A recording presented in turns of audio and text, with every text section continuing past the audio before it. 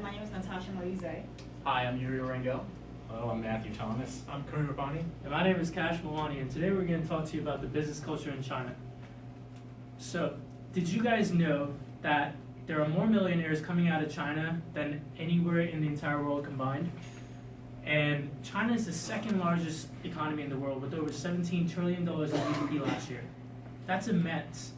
Now, how is this growth possible when 15 years ago, if I asked you the same thing about what is China, and can you tell me more about it? Raise your hands if you think you can tell me as much as you can now back then.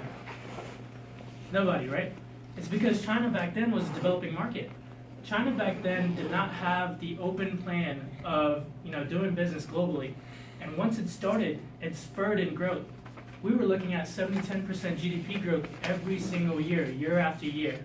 So that kind of growth is really absurd. To give you some statistics about exactly what this growth was like, I'll share some numbers with you. By 2025, China is going to have not one, not two, but 10 cities the size of New York City, and they're going to be brand new.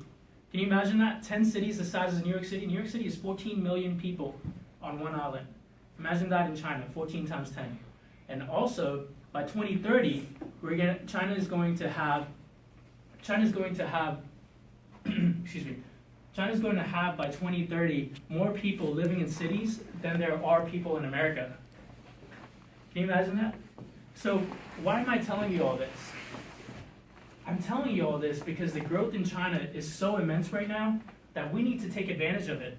The presentation today that we're going to give to you is going to be beneficial to you because this is going to teach you how to conduct business in China and how you can be a millionaire as fast as possible. I know everybody here may not be chasing the money, but if you are, you want to go to China because that's where the growth is. That's where you're going to make money fast. You're going to be a millionaire by 20, 30, 40, 50, depending on your pace, but you're going to be a millionaire. And that's because China is such a big market. Now, I'm going to hand it over to my peers who are going to talk to you about the business culture in China, the gift-giving traditions, and also business etiquette. And that way, you guys will have a good understanding of exactly how to conduct business in China. So we have Karim Rabbani here who's going to tell you about the business culture. All right. Thanks, Kasi, for the introduction. All right, let's begin with high context. Now, exactly what is high context? To begin with, there are two types of cultures in the world. There's low context and there's high context. Low context includes countries like United States, North American countries, and Western Europe. High context includes China, Asia, Africa, and South America. Now, the biggest difference between these two is in high context cultures, relationships are built on trust, and they want to get to know you before they do business with you. While over here, you guys will talk for a little while, and when the business is conducted, people just move on with their everyday lives. So I'm going to give you 3 examples on how in China, high context is part of their everyday lives. First one, when you speak. In China, non-verbal communication is very important. So when you look at the body language, your body language is very important. The way you speak, the way you sound confident or you sound arrogant. That can make or break a deal. The second way is with space. When you're at meetings, when you're standing with somebody. In China, it's okay to stand a little bit close because they allow everybody to be in the same circle. They want that because it's relationships. But in the United States, they want their own private little space. The third way is when you're scheduling meetings. In China, it's hard to schedule meetings because people tend to take into consideration people's personal lives. So whether they have a birthday, a graduation, or anniversary. But over here, whatever date is made is the date that they will have the meeting. So if you do have a birthday or graduation or an anniversary, you'll have to make sacrifices. Now, I'm moving on to government transparency. All right, so we all know China is a communist country. Can anybody else name other communist countries in the world? Anybody? North Korea. Yeah, North Korea, Cuba, them. But if you look at the economies of North Korea and Cuba, they're not as well off as China is. That's because China's economy is very capitalistic. But at the end, it's still a communist country, so government transparency is a big issue. The USBC, the United States China-based council, ranks government transparency as the 8th most important issue when dealing with China. The Corruption Perceptions Index ranks China 100 out of 175 countries in the world when it comes to corruption. That's not good. But back in 1995, when the survey was first conducted, China was bottom to last. So they've made great improvements along. And one of the ways they've done it is back in 2008, they passed a law saying that Whenever they make any business deals or any economic referendums, they're gonna give the public 30 days access to give feedback. And you might think, oh, we have that already in the United States, but in China, that's a really big deal, because people back there don't get these many rights. All right, so now I'm gonna pass it to Matthew to talk about hierarchy. Thanks, Kareem. So in China, a really important thing to remember when doing business is the hierarchical structure and where each person stands in it. Like basically, they have the higher level employees, like the CEO, the chairman. The middle level, they have like sales manager, marketing manager, and the lower level, they have positions like an office manager or a factory manager. And so basically in meetings, it's really up to the higher level managers to kind of explain what the business is, and then the lower level managers have to execute it.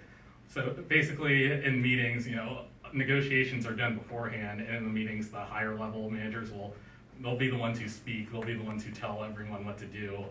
And so, like in the US, where you have big meetings, sometimes people will be free to contribute their ideas and, make comments, give feedback. But in China, that'd be considered a bit more disrespectful, like you'd be talking back to someone who's a higher class than you. We wouldn't see it that way in the US, but in China, it's like the upper class speaks, the lower class listens. And so that also governs when you enter and leave a room. Like if you're a foreigner, you're coming in to do business in China, then you have to make sure that the senior member of your organization is going to be the one who goes in first.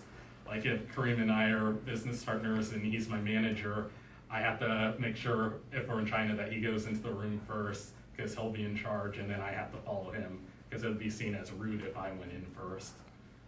And so, with all that said, it's really important to remember just where you stand in China in the hierarchy of business, and I'll pass it on to Uriel to start on gift-giving traditions. Thank you, Matthew. So, gift-giving culture. So, when you think of gift-giving, you think it's pretty simple, right? You give a gift, they're happy, everyone goes on their way. It's a little more detailed than that in China. So to start off, what type of gift are you trying to give them? You want to try and give small gifts that are customary and show respect. A pen would be nice, something of that nature. And something to keep in mind, say you're doing business with a Chinese company, but they come over to the US. You're still expected to give a gift, but make sure that that gift is not worth more than $75. If it's worth more than $75, you're violating the Foreign Corrupt Practices Act, and that could land you with some heavy fines, maybe even some jail time. So, you're giving a gift. How do you give it? You use both hands when you give them the gift. And if they're giving you a gift as well, you use two to receive it. This is shown that the gift is almost an extension of your body. It's a way to show respect to that person. So, now you know how to give the gift. Now, how would you approach a situation where you walk into a meeting, you have your gift ready? Do you just give it to the first guy you see? Of course not. You find the most senior member of the meeting, and you present the gift as if it's from your company to theirs. You never want to give a gift to an individual in front of other people. It's seen as very rude. If you really want to give that individual a personal gift, make sure to take them to the side after the meeting and give it to them then. Also, after you've given the gift, it's always customary for them to give you a gift back. So don't be surprised when that happens. And now, once you've exchanged gifts, make sure afterwards, send them a thank you letter, send them an email, maybe call them. It's very respectful to show them that you appreciate the gift, and it'd be rude otherwise to not call them. So I'm going to pass it over to Natasha, and she's going to tell you a little bit more about effective corruption. Okay, so Uriel just told you about the gift-giving traditions in China as a whole. I'm going to narrow it down to conducting business with government officials. So when you go into a new country, you need to obtain licenses and permits to work there. In other developed countries, there is a due process to which you obtain these licenses. However, in China, like Kareem said, they still have the problem of government transparency and corruption. And so to get your licenses, you will have to bribe the officials to make it more efficient and get everything you need to get done. However, these bribes aren't given directly, rather they're enclosed in a gift. And so you would put the money within a tea box, under the leaves, or in some compartment inside that tea box. When it's presented in public, it's seen as, oh, that's a fancy tea box. However, when officials go back to their private spaces, they can shake it out and open it up and see their bribe or their money. Now, we consider this as being moral and unethical. However, in China, this actually gains respect it gains their respect. You gains their respect because they see you as knowing more, having a deeper knowledge and understanding of the Chinese culture, and so you are actually treated better. And this is an effective way of corruption because it actually works in China, unlike other underdeveloped countries or emerging markets where you would bribe someone and you still not get anything done. In China, because they have a reputation to uphold, they hold up their end of the bargain. So we've talked about the gift-giving traditions in China, and I'm gonna hand it over to Hector to talk about the etiquette. Okay, thank you, Natasha. So now we talk about what is going on in the business culture in China.